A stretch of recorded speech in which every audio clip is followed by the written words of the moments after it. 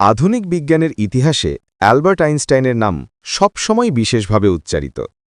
তার অসাধারণ প্রতিভা, তার চিন্তার গভীরতা সবই যেমন সময়কে পিছনে ফেলে এগিয়ে গিয়েছিল। আর তাই একসময় মানুষের মনে প্রশ্ন জাগে, আইনস্টাইনের মস্তিষ্ক কি সাধারণ মানুষের মস্তিষ্ক থেকে আলাদা ছিল? আইনস্টাইন জীবনের শেষ সময় স্পষ্টভাবে বলেছিলেন, তিনি চান না তাকে নিয়ে কোনো অতিরিক্ত সম্মাননা বা উপাসনা হোক। তাই তার ইচ্ছা ছিল মৃত্যুর পর শরীর দাহ করা হবে, আর সবকিছুই যেন সাধারণের মতোই থাকে। কিন্তু বাস্তবতা হল, তিনি মারা যাবার কিছু পরেই টমাস হার্ভি নামে এক প্যাথোলজিস্ট অনুমতি ছাড়াই আইনস্টাইনের মস্তিষ্ক আলাদা করে সংরক্ষণ করেন।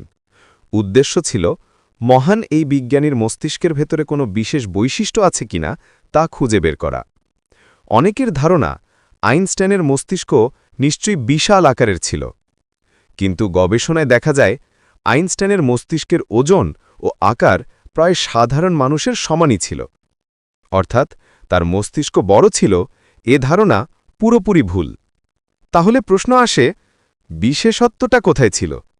গবেষকেরা লক্ষ্য করেন তার প্যারিয়েটাল লোব বা গণিত বিজ্ঞান ও যুক্তিবিকাশের অংশটি ছিল অস্বাভাবিকভাবে জটিল ও বেশি ভাঁজযুক্ত।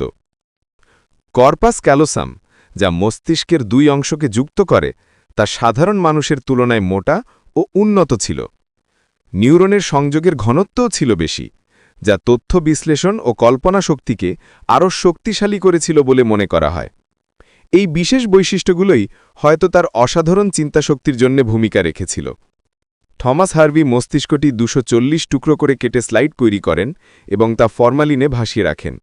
পরে ছবিগুলো ও নমুনাগুলো বিশ্বজুড়ে বিভিন্ন গবেষকের কাছে পাঠানো হয়।